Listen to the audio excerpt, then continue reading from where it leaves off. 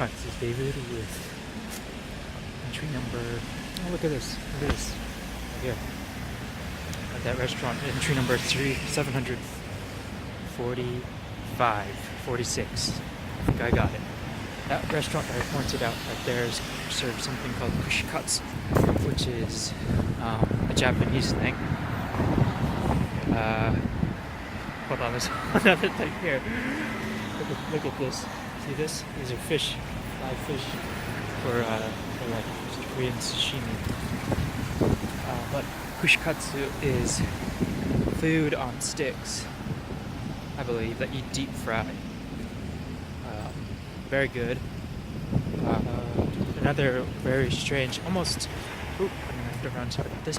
Almost anachronistic food that like the Koreans seem to adore. Anything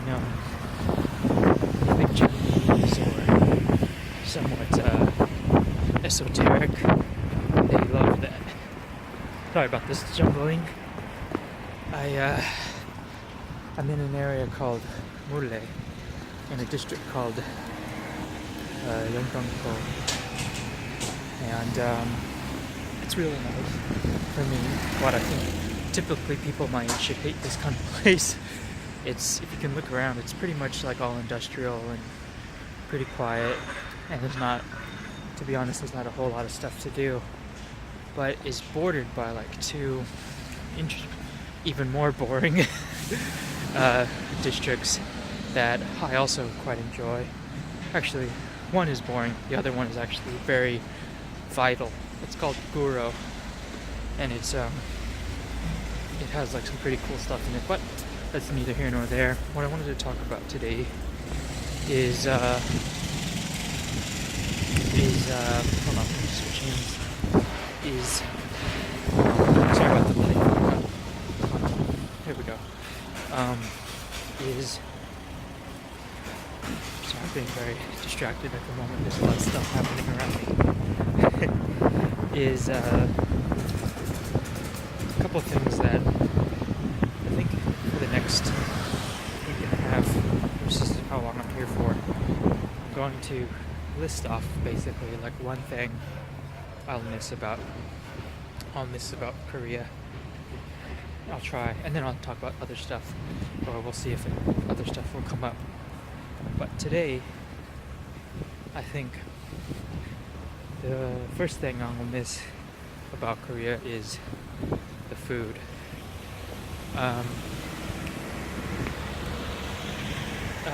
There are certain foods that you can very easily find in Singapore that Korea has, kind of like the big famous things, such as kimchi or barbecue or the tofu soup. But there are a whole bunch of these smaller esoteric things that I love that will be almost impossible to find at the same quality and price in Singapore.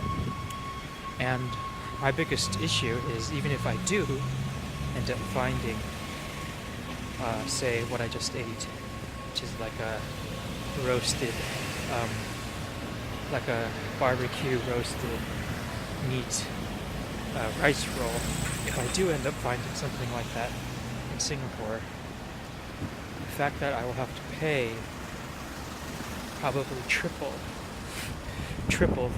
for it means I can never order it. I will never be satisfied by it, so I can never eat it. Sure, it might taste exactly the same, it might taste better, but the fact that it costs so much more means that I will be incapable of liking it, which I guess supposes a character flaw on my part, but is nevertheless true. Another thing that I probably will never be able to find in Singapore, at least for the same price, are these triangle rice balls. They are a borrowed food from Japan, but they're very, very ubiquitous here. all the convenience stores like 7-Eleven or CVS or the other ones that we don't have in the States, GS25, they all carry them, and they're all about 75 cents US, 60 to 75 cents US, which is very cheap. I don't know what's going on, but there is a powerful smell right now. It's like paintbrush, turpentine. But I love them. They're like a staple of something of what I eat here. Like I could eat at least 5 in one sitting, easily. I haven't, but could. And yeah, those are another thing on this. And then the last food on this is the eponymous bingsu. And I've talked about bingsu before recently, but it will be nonetheless something that I will be devastated. And this is a good example of something that I can find in Singapore quite easily, but pay triple or quadruple for, is this bingsu. And it's something that I don't know why I love it so much. There's actually no good reason. I love all the Asian ices, no matter how crazy. I love the Filipino one. I love the Taiwanese one. I love the Chinese one. I love the Japanese one. I love the Hawaiian one.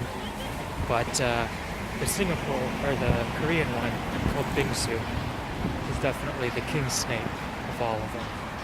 Actually, the Chinese one was pretty damn good too, but only because you could get unlimited refills on the ice.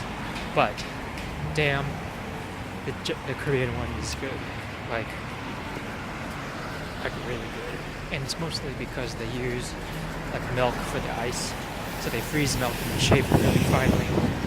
It just creates a superior product in every way, in smoothness and taste. And that is something that I know for sure I will be able to find in Singapore, but they charge about 15 to 20 to even 30 I've seen dollars for it.